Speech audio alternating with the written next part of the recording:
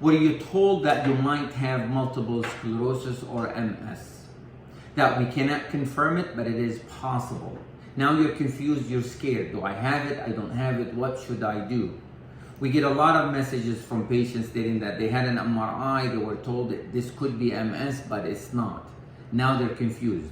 So I want to, in this video, to discuss the criteria that we use as neurologists to diagnose or confirm multiple sclerosis. And these are called the McDonald's criteria. I'm not going to go in details in them because they can be complex and confusing. But I just want to give you an idea how we confirm multiple sclerosis. Those criteria depend on three things. One is the clinical picture for MS, meaning the symptoms. Number two are the MRI findings that are typical for MS. And number three, that we might go for a lumbar puncture or spinal tap, and that's not always. So for the multiple sclerosis attack or the clinical picture, you have to have neurologic symptoms correlating with the area of the brain or the spinal cord that is affected, because MS is a disease of the brain and the spinal cord. So you can have weakness in one arm or both arms or both legs or half of your body. You can have numbness and tingling sensation in one extremity or half of the body. You can have a gait problem, you can have speech problem, you can have visual problems, urine incontinence. All of those are symptoms for MS depending on which area is affected in the brain or the spinal cord. We ask that those symptoms last for at least 24 hours and not associated with a systemic infection or an infection that you have in your body that can exacerbate it.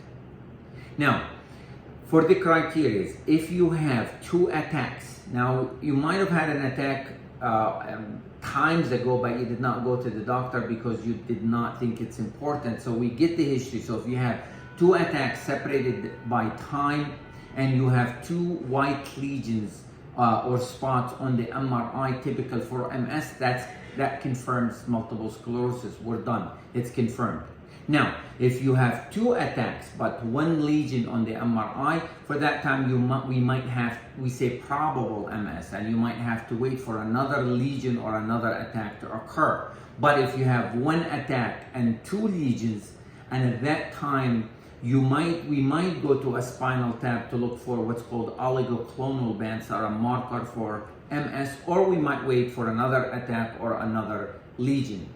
So the idea is that we cannot always confirm that the patient has MS. The key here is you have to continue to follow with your neurologist. You cannot ignore it if we say probable MS and we cannot confirm it, because we might require to do an MRI regularly every year, for instance, or we might just to follow you clinically to see if you have any clinical symptoms that can suggest an MS attack. And at times we have even an MRI that is very typical for MS, but there are no clinical symptoms. We call it radiologically silent MS. For those patients, we follow them regularly with an MRI, as they are at a much higher risk of developing MS later on.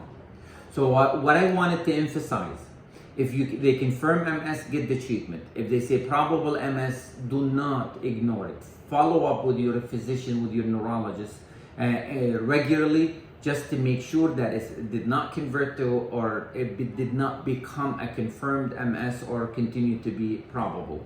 And thank you.